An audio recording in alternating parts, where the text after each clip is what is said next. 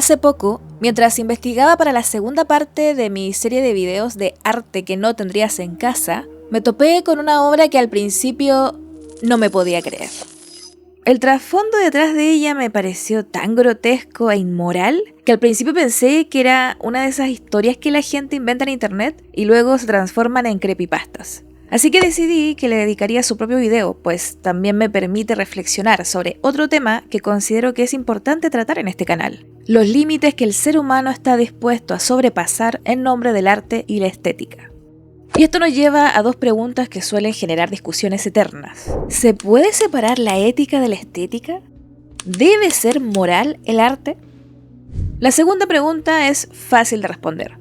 No, el arte no tiene por qué ser moral, ni lindo, ni ético. Como he dicho antes en otros videos del canal, el arte no es una cualidad. No existe para educar o transmitir buenos valores. Hay mucho arte mediocre, de escaso valor o, en el peor de los casos, directamente ilegal. Así que no está en discusión que una obra inmoral deje de ser arte. Seguirá siendo arte, le guste o no a la gente. Pero esto no significa que no se pueda criticar su calidad estética y poner en tela de juicio su valor como obra.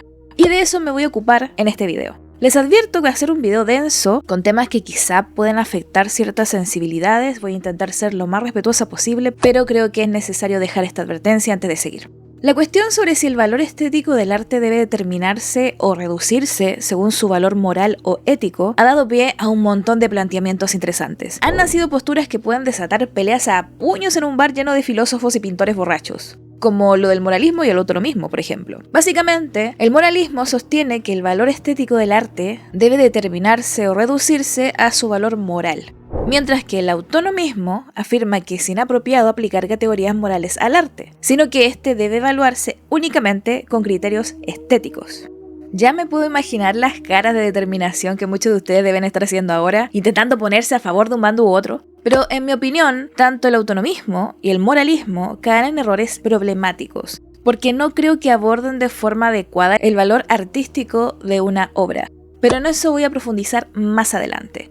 Antes quiero hacerles una pregunta. ¿Qué sienten cuando ven cuerpos humanos momificados expuestos en museos?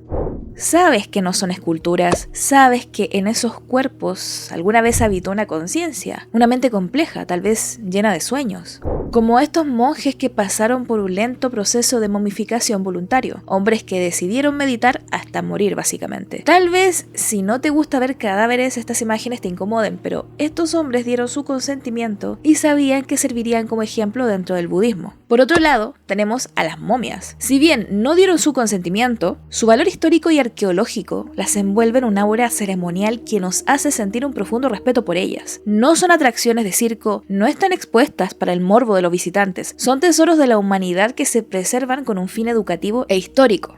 Ya, pero Numi, ¿qué pasa si son niños? Pues la respuesta es simple, da lo mismo.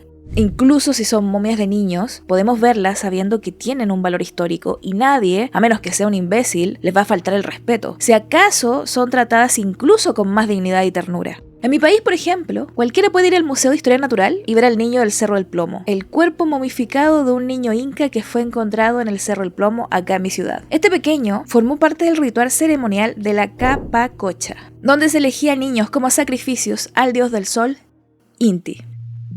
El hallazgo de esta momia no solo fue importante para la carrera de Grete Mosny, la arqueóloga que lo encontró, sino que dio pie a un trabajo arqueológico profundo en las altas montañas nevadas de los Andes, pues era la primera vez que se encontraba un cadáver congelado de un miembro del imperio inca a tanta altura. Son ni más ni menos que 5.400 metros sobre el nivel del mar. La arqueóloga escribió esto: gracias a los rasgos del clima, el cuerpo se ha conservado en óptimas condiciones, dando la impresión al observador de encontrarse frente a un individuo dormido y que puede despertar en cualquier momento.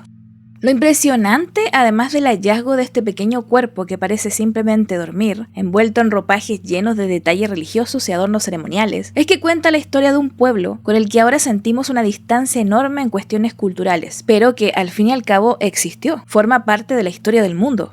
Muchos piensan, ¿cómo es posible que sacrificaran a personas, a niños? ¡Qué imperio tan cruel! Y sí, era bastante cruel esta práctica, pero para eso existe la arqueología y la antropología. Nos da el contexto detrás de estas cosas, nos pone en la situación. Y aunque les parezca insólito, muchos de quienes serán elegidos como sacrificios solían sentirse muy honrados. Sentían que sus vidas tendrían un sentido sagrado. A estos niños, de hecho, se les trataba como a celebridades. Se les alimentaba, se les vestía con hermosos trajes y adornos, y luego se les emborrachaba con una bebida de maíz fermentado. Una chicha, como diríamos acá. Luego los llevaban a zonas altas de las montañas, dentro de grutas de piedra y en medio de ofrendas ricas para la ocasión. Morían con el estómago lleno y se les daba esa bebida para que no pasaran frío y la muerte les llegara sin que se dieran cuenta, en medio del sueño. Pese a esto, nosotros sabemos que eran asesinatos en nombre de una religión. Sin embargo, dentro de su contexto, estos sacrificios eran normales y nadie se escandalizaba por esto. Los padres de estos niños sentían orgullo. Y tal vez en unos 1000 o 2000 años, la gente se espante por cosas que para nosotros son normales. No lo sabemos. La percepción ética y moral que tenemos respecto a muchas cosas está sujeta a cambios. La historia no deja de demostrarlo. Y puesto que el arte va de la mano con la cultura, también está sujeto a cambios. Por eso muchas cosas que a nosotros ahora nos parecen feas o bellas o artísticas, en el futuro puede que cobren otro valor. Entonces tenemos el caso de estos monjes budistas que dieron su consentimiento para ser exhibidos y que se sometieron voluntariamente a ese proceso de momificación, y luego tenemos a estas momias que pertenecían a civilizaciones y culturas bastante lejanas en el tiempo. Pero estos cuerpos son tratados con respeto, están envueltos de dignidad y, más importante aún, no son consideradas obras de arte. Lamentablemente, no podemos decir lo mismo de la obra que están viendo ahora mismo.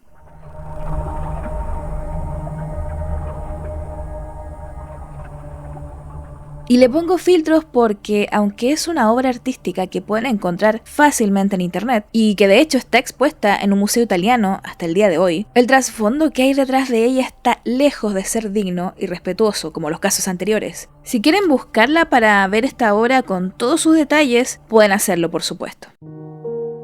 Fue titulada por su creador El suicidio castigado y recibió el gran premio en la categoría de artes y profesiones.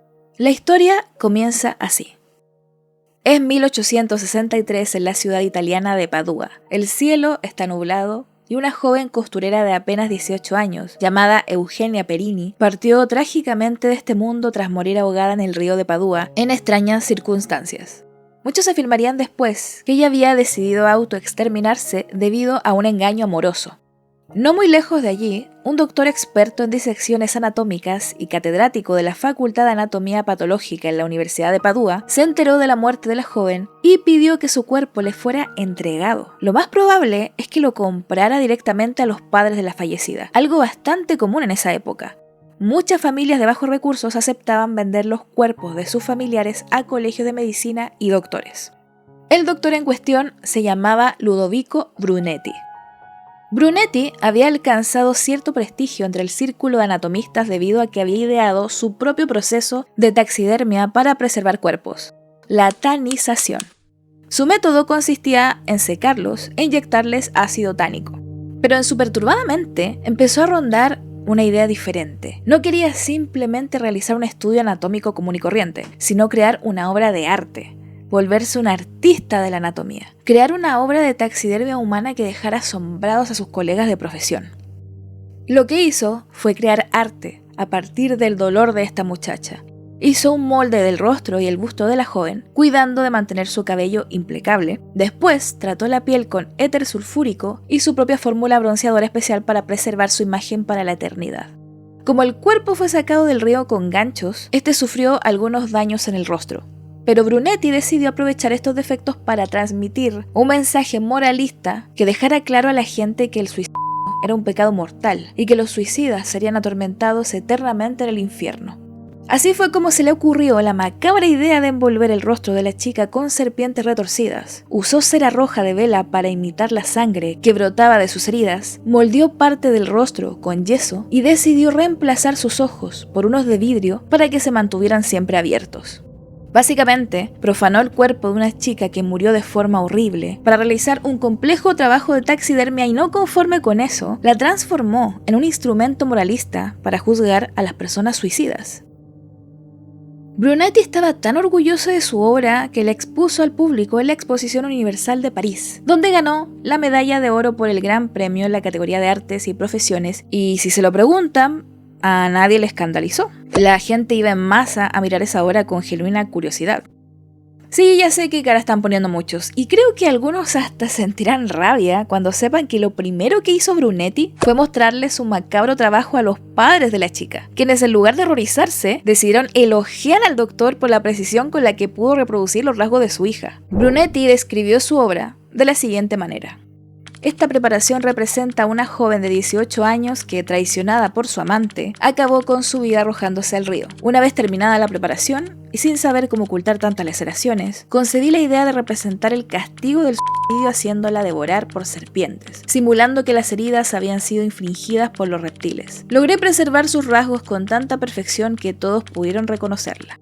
Debo señalar que Brunetti fue descrito por sus contemporáneos como un hombre de temperamento difícil y extravagante. De hecho, cuando estaba en sus 70 años, fue encarcelado durante un mes tras ser condenado por difamación contra un colega. La cuestión acá es que claramente no es ético exhibir un cadáver sin el consentimiento de la víctima, más aún si se trató de un suicidio. Y tampoco puedo dejar de pensar que esa sociedad no se diferenciaba tanto del imperio inca, donde los sacrificios humanos eran normalizados, donde los padres se sentían honrados de que sus hijos fueran elegidos como sacrificios a un dios. Y es que las personas del siglo XVIII y XIX veían la muerte con otros ojos. Por ejemplo, se hicieron populares las fotografías familiares posando junto a bebés muertos. A nosotros nos parece algo macabro, pero es que en esos tiempos esto era una práctica común. Esto nos enseña cómo ha avanzado la ética con los años, pero ¿realmente ha sido tan así? Porque hay países como México, donde la prensa amarillista tampoco tiene ningún respeto por los muertos. Allá hay diarios amarillistas que exhiben cuerpos de víctimas sin vergüenza alguna. Así pasó con el caso de Ingrid Escamilla, una pobre mujer a quien su pareja asesinó y mutiló después de forma espantosa, tanto que ni siquiera lo voy a describir. Y su cuerpo fue exhibido en la prensa como un objeto para causar morbo, denigrándola solo para generar más ventas, con títulos horriblemente irrespetuosos como La culpa la tuvo Cupido. Si me lo preguntan a mí, me resulta muy difícil ver con buenos ojos esta obra, pues lo que Brunetti hizo fue convertir la tragedia de la muerte de esta chica en una propaganda religiosa. Y es acá donde entra el debate entre ética y estética que quiero abordar.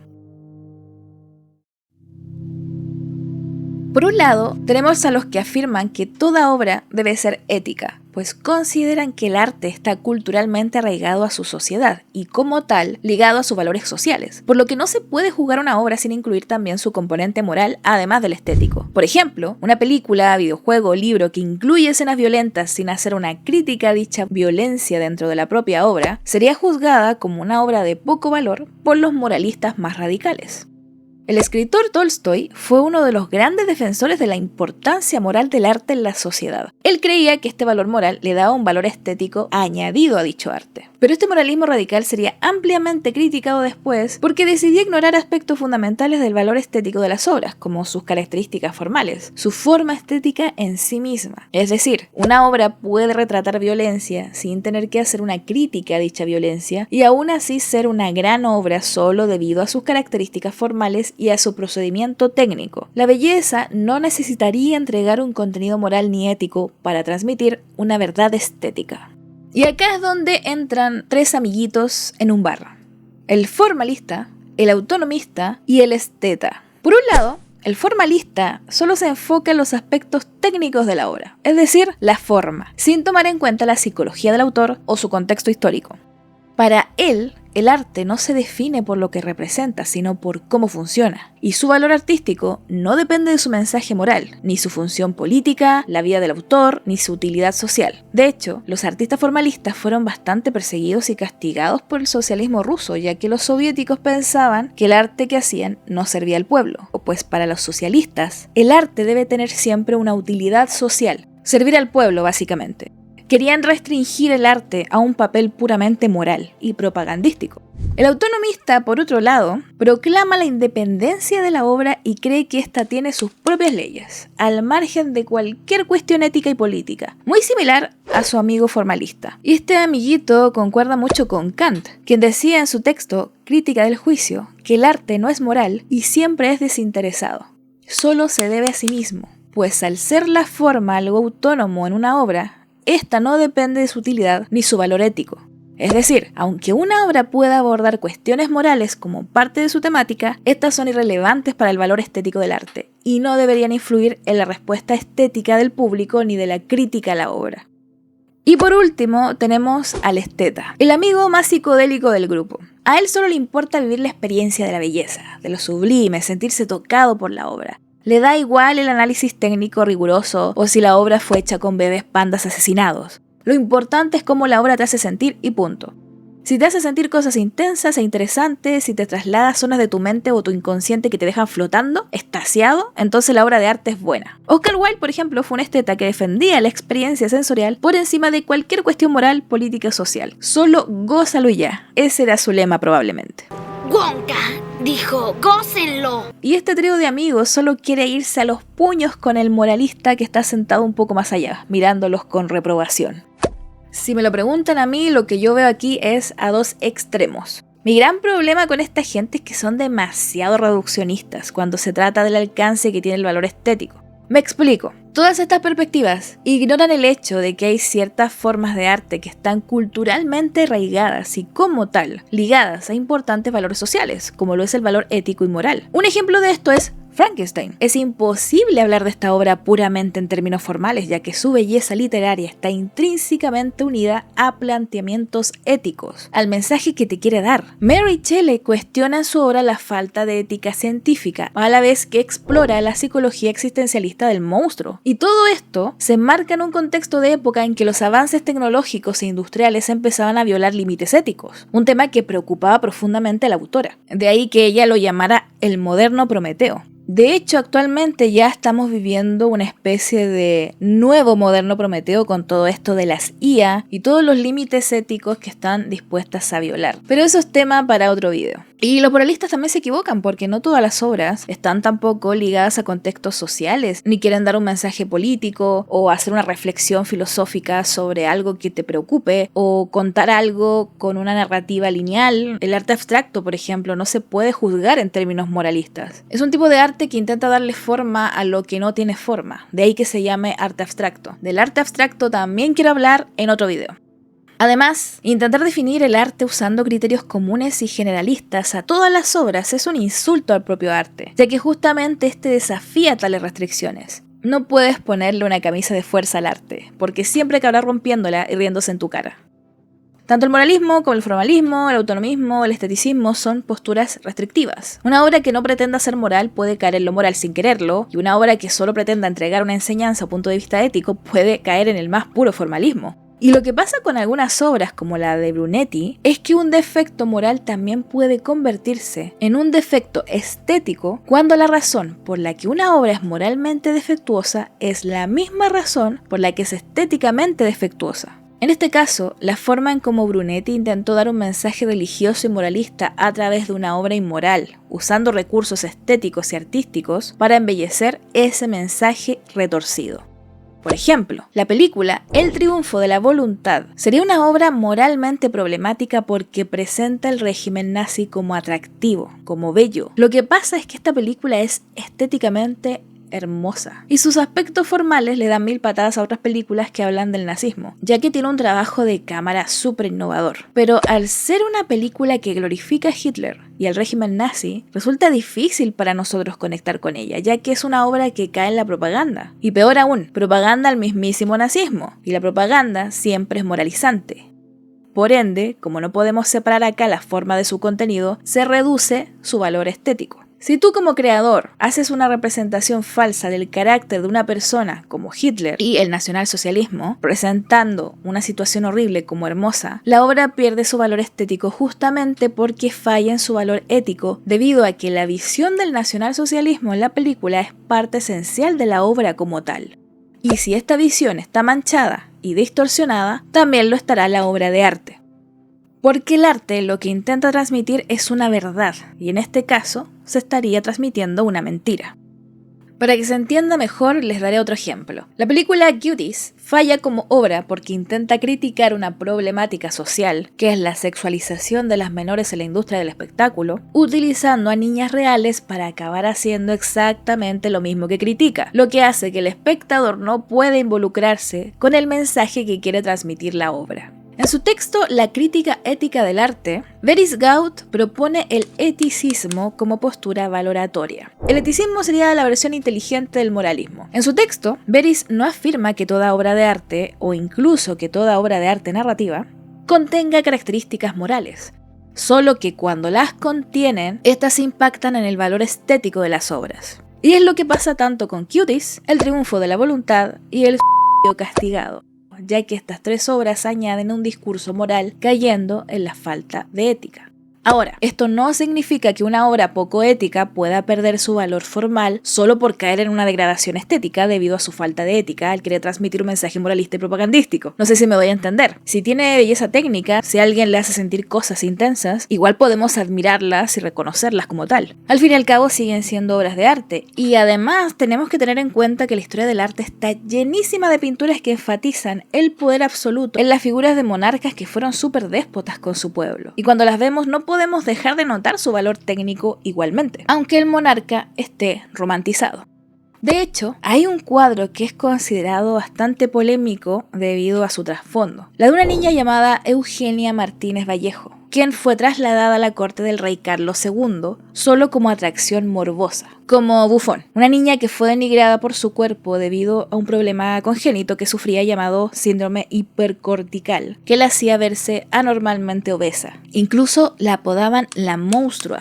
El objetivo de tener a esta niña rondando por la corte era que la belleza y aspecto de las otras damas quedara resaltado al tener al lado a la monstrua. Usaban a Eugenia para que su aspecto realzara la figura estilizada de las nobles y cortesanas. Bastante cruel si me lo preguntan. Y el rey, a quien le gustaba encargar que sus bufones y atracciones fueran retratados, le encargó al pintor Juan Carreño de Miranda, discípulo de Velázquez, que hiciera 2 retratos de la niña. En uno de ellos, ella debía ir vestida de gala, y en la otra debía aparecer desnuda. Pese a esto, no quiero que juzguen al pintor. Carreño intentó retratarla con la mayor dignidad y respeto posible, dándole un aura casi mitológica. Cuando veo esta pintura, no siento que el pintor haya querido degradarla ni ridiculizarla. De hecho, en la mirada de la niña hay cierta dulzura y serenidad. Aún así, si esta obra se hiciera actualmente, no cabe duda de que muchos se le echarían encima al artista. La cuestión es que cuando no hay una separación entre forma y contenido, la ética siempre juega un papel fundamental cuando valoramos una obra. El valor estético de la película El triunfo de la voluntad surge de su planteamiento moral. Y yo no soy de las que piensa que los creadores y los espectadores somos inocentes. Ninguna obra es inocente. La película usaba recursos estéticos para romantizar algo horrible, lo que es en esencia una forma barata de manipulación. Y esto hace que en este caso, la estética y la ética no sean cosas separables. Aunque la película es técnicamente bella, su mensaje tiene una intención malvada que cae en la propaganda, lo que hace que su mérito artístico baje muchísimo al embellecer justamente algo maligno para dar un mensaje político desde la visión del propio Hitler. Menciono esto porque Hitler viajó a Nuremberg para ayudar a organizar el espectáculo y se realizó a petición de este. Y si me lo preguntan, para mí, las buenas obras de arte son las que fusionan la forma con el contenido. Yo creo que son inseparables. Y un formalista podría decirme que no, que solo importa la forma. Pero yo insisto en que el contenido a veces sí es importante en una obra. Tomemos como ejemplo el Guernica. En esta pintura, Picasso decidió pintar cómo se sintió el bombardeo de la ciudad de Guernica durante 2 horas por aviones de guerra nazis alemanes e italianos a petición del fascismo español. La ciudad quedó destruida y murieron 1.654 personas. Para mí sería imposible hacer una evaluación puramente formalista del Guernica porque no se podría ignorar su contenido emocional, en este caso, la ira y el dolor. Dejar de lado esto sería anular por completo el propósito de la obra. El propio Picasso explicó que la pintura se inspiró en su aborrecimiento de la casta militar que ha hundido a España en un océano de dolor y muerte, y la creó como un arma en la guerra contra el fascismo. Y eso es lo que hace que esta obra sea tan importante para la historia del arte. Sin duda hay un valor artístico en la obra de Brunetti y El triunfo de la voluntad. Algunos incluso dirían que hasta en la película Cuties hay valor artístico. Pero a pesar de su valor técnico y estético, como espectadores podemos condenarlas porque hacen representaciones embellecidas de algo que es objetivamente malvado. Por eso, cuando una obra de arte plantea cuestiones morales o propagandísticas, es imposible separar la evaluación estética de la evaluación moral, porque la cualidad maligna de su contenido está justamente representada por su forma estética. Ahora, ¿deben ser censuradas estas obras? No, definitivamente no. Ya que la censura de una obra predispone a cierta gente a querer darle un valor exagerado a la obra y a defenderla solo por haber sido censurada, creando así lo que yo llamo una obra mártir. Si tú censuras una obra de arte por ser problemática, estás creando una obra mártir, porque se puede producir la mistificación de esa obra y no queremos eso tampoco. Deben conservarse y estar disponibles para el público para que podamos justamente hacer una reflexión ética y estética sobre ellas. Es uno de los propósitos del arte, al fin y al cabo. Para eso sirve la crítica. Los seres humanos tenemos que ser críticos con lo que consumimos porque es a través de la crítica que una sociedad se da cuenta de sus fisuras y así es como podemos evolucionar. Todas las obras de arte, las buenas, las malas, las mediocres, las que son crueles, las que violan los límites éticos, deben estar disponibles para ser observadas, para ser sentidas, para impregnarnos de su contexto histórico y a veces para ser juzgadas como lo que son, objetos estéticamente inmorales, a veces directamente malvados y que, pese a lo anterior, no dejan de ser obras de arte. Muchísimas gracias por llegar al final de este video. Un video bastante denso, un video un poco largo, pero ustedes ya me conocen. Si mis videos no son largos es porque me secuestraron y me reemplazaron por otra persona. Por supuesto, quiero agradecer a los miembros del canal, los cuales se están viendo aparecer ahora mismo en pantalla. Muchísimas gracias. Voy a subir pronto un video exclusivo para miembros, explicándoles cómo realizo mis videos. Porque es una pregunta que me hacen mucho. Me dicen, Numi, ¿cómo haces tus videos? ¿Cuál es el procedimiento? Así que voy a hacer un video para mostrarles todo el proceso que yo sigo cuando hago estos videoensayos. Yo creo que les puede servir a gente que está interesada en crear sus propios canales o por mera curiosidad. Así que eso, chicos, muchísimas gracias. Espero que les haya gustado el video. Por supuesto, acá tienen la caja de comentarios para dejar sus opiniones, si están de acuerdo, si no están de acuerdo. O sea, a mí me encanta el debate, me encanta abrir el diálogo. Yo soy una persona a la que le gusta la polémica, así que si quieren crear polémica en la caja de comentarios, ahí la tienen. Por favor, pónganse bien polémicos, no se pongan a insultar entre ustedes, ¿ok? Dejen sus opiniones, pero siempre con respeto. Y recuerda que no necesitas ser un genio para ser un artista genial. Hasta pronto.